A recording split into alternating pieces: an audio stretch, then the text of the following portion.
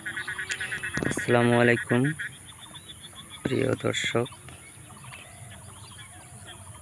আজকে আমার এই ভিডিওর মধ্যে দেখেন যে আজকের ঝড়ে এই আমার পাকা ধান ক্ষেতটি কিভাবে পড়ে গেছে এবং সেখানে পানি ধীরে ধীরে পানি উঠে এই ধান ক্ষেতটি হয়তো তলিয়ে যাবে।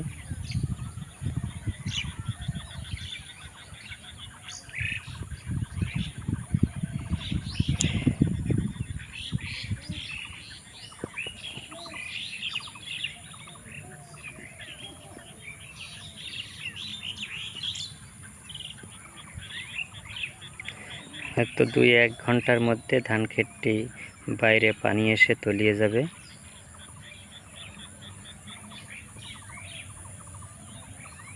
সমস্ত ধান ক্ষেতটি পড়িয়ে গেছে। এই জমিটিতে আলু চাষ করা হয়েছিল। আলুর পর 8 থেকে 10 রমজানের দিকে রোপণ করা হয়। এখন ধান প্রায় পরিপক্ক, 60 থেকে 70 ভাগ ধান পরিপক্কতায় পৌঁছে।